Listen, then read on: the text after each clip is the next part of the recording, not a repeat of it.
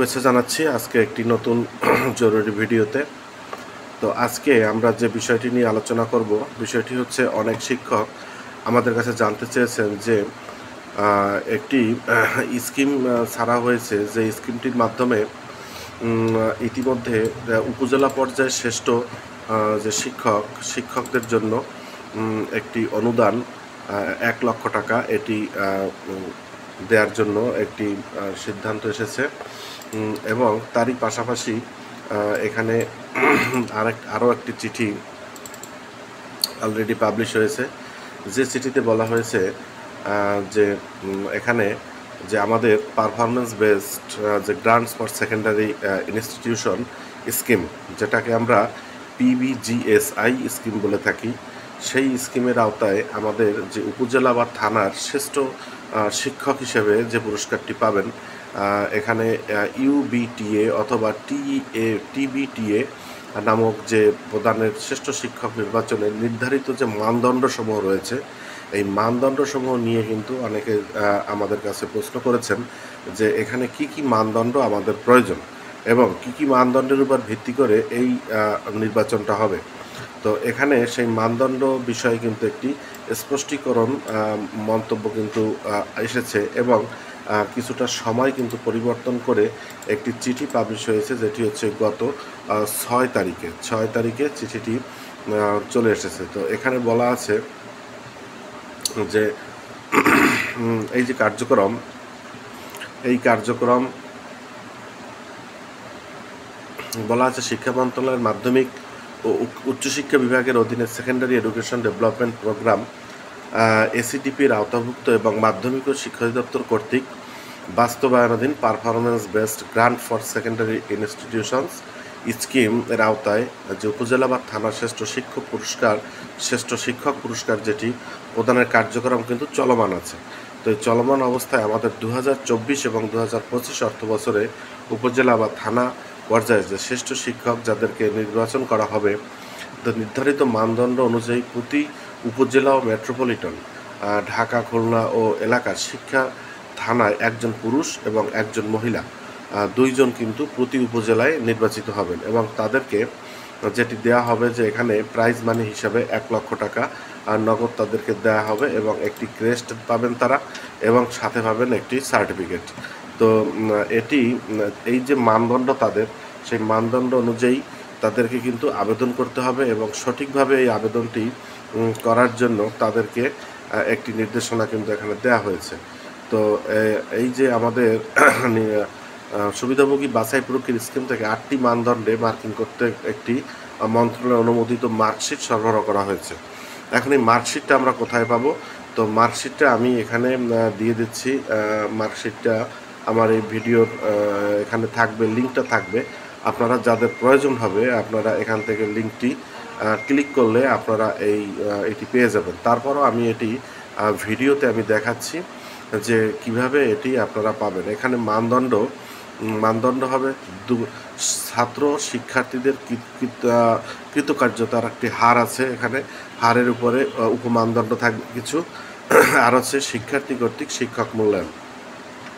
এবং এটি বলা আছে যে আবেদনের তারিখ হচ্ছে 8/4/2025, এটি চেঞ্জ করে এর পরিবর্তে 10/4 পর্যন্ত বৃদ্ধি করা হয়েছিল। এছাড়া প্রতিষ্ঠান প্রধান কর্তৃক আবেদন, শিক্ষক মূল্যায়ন, শিক্ষার্থী মূল্যায়ন ফর্ম ও সংশ্লিষ্ট প্রমাণাদি উপজেলা এবং থানা কমিটির নিকট প্রেরণের তারিখ 14/10/4 থেকে পরিবর্তে 14/4 তারিখে নির্ধারণ করা হলো। বাকি কার্যক্রম পূর্ব নির্দেশ অনুযায়ী চলমান থাকবে। তো যেহেতু আজকে আমাদের সরকারি ছুটি ছিল, তাই হয়তো আজকে এইটি একদিন হয়তো হাতে পাওয়া যাবে।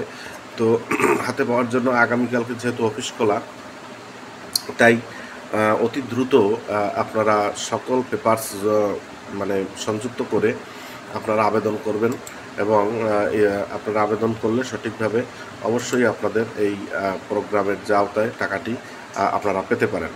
তো এখানে আরেকটি চিঠি আছে, যে চিঠিতে কিন্তু দেয়া আছে যে এটি হচ্ছে যে নমুনা আবেদন উপজেলা বা থানার শ্রেষ্ঠ শিক্ষক পুরস্কার।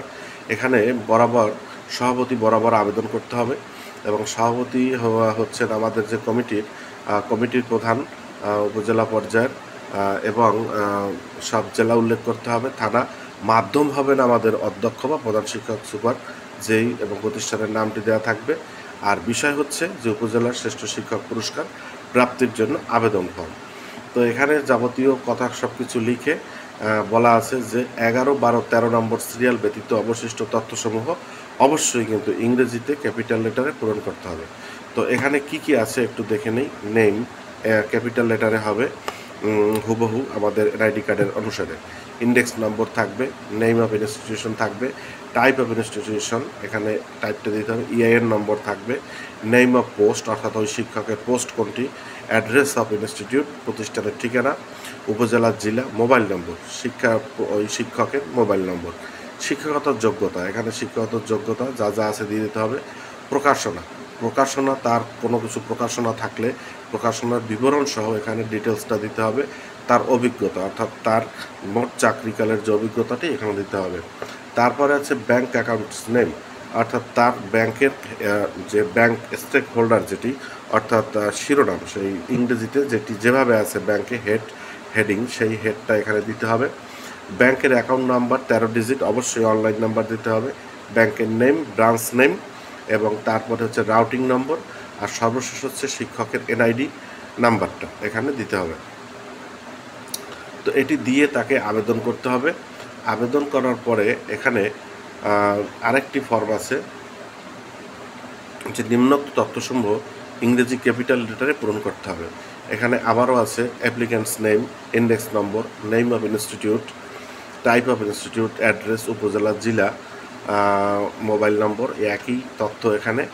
উপজেলা মানদণ্ড, এখন আসুন যে কোন মানদণ্ডের উপর বা যে কোন কোন সূচির উপর ভিত্তি করে তাকে এই পুরস্কারটির আওতায় আনা হবে। এখানে প্রথম আছে ক্রমিক নম্বর, তারপর হচ্ছে মূল্যায়নের মানদণ্ড হচ্ছে প্রাতিষ্ঠানিক অর্জন অর্থাৎ তার সনদপত্র এবং এখানে স্কোর দেওয়া আছে প্রত্যেকটির জন্য একটি স্কোর। এসএসসি 5 পয়েন্ট, সে প্রাপ্ত স্কোর এখানে কত পাবে, এখানে তার রেজাল্ট উপর ভিত্তি করে কিন্তু সে স্কোরটি পাবে। স্কোরের কত পাবে সব কিন্তু লেখা আছে। এইচএসসি, স্নাতক, স্নাতকোত্তর, বিএড, এমএড এগুলো কিন্তু সব নির্ধারিত করা এবং এই মার্ক অনুসারে আপনারা এখানে আপনাদের যেটি ফলাফল সেটি বসিয়ে দেবেন।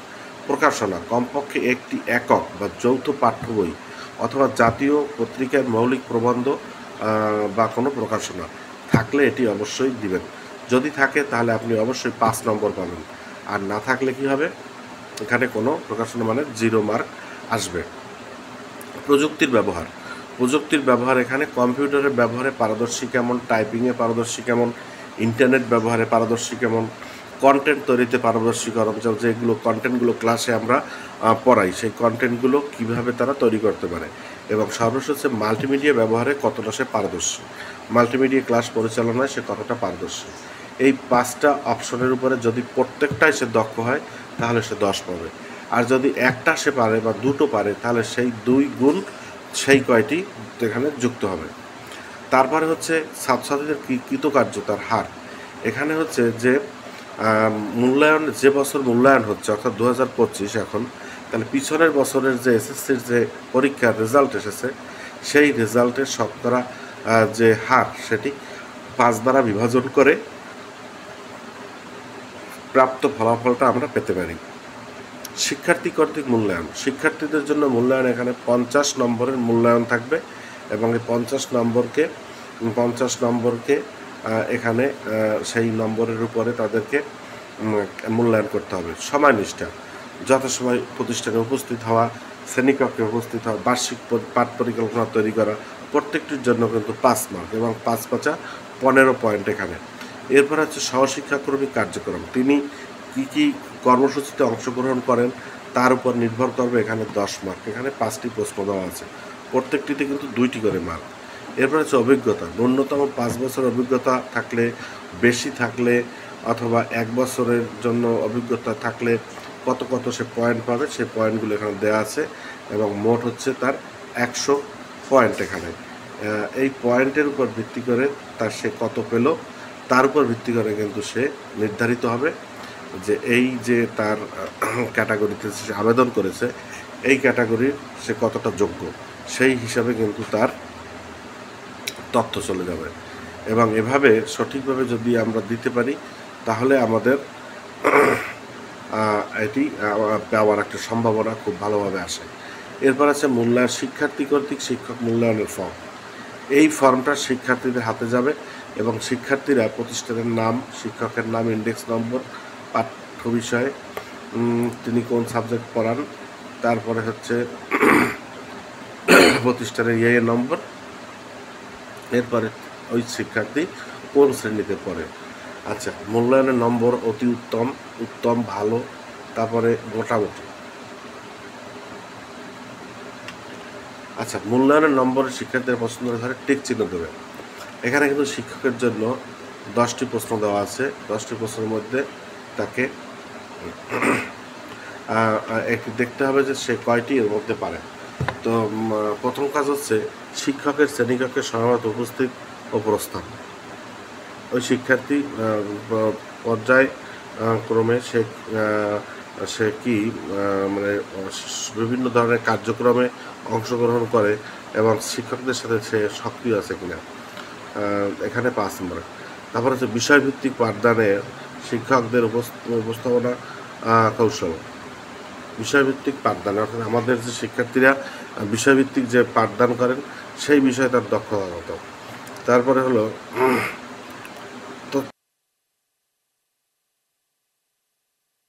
আরেকটি মূল্যায়নের ছক রয়েছে, যেটি হচ্ছে শিক্ষা প্রতিষ্ঠানের নাম, তারপরে শিক্ষকের নাম, ইন্ডেক্স নম্বর, পাঠ্য বিষয়। মূল্যায়ন এখানে করা হবে। মূল্যায়নে শিক্ষার্থীরা পছন্দের ঘরে টিক দেবে, তাদের হাতে এটি যাবে। এখানে 10টি প্রশ্ন আছে, তাদের 10টি প্রশ্নের যেটি তারা ভালো মনে করবে সেখানে টিক দিয়ে দেবে। তো এভাবে একজন শিক্ষক বা একজন শিক্ষককে শ্রেণীকক্ষে কিন্তু শিক্ষার্থীরা তাদেরকে মূল্যায়ন করবে। এরপর সর্বশেষ প্রতিষ্ঠান প্রদান, এটি স্বাক্ষর এবং সেল দিয়ে দেবে। তো মোটামুটি একটি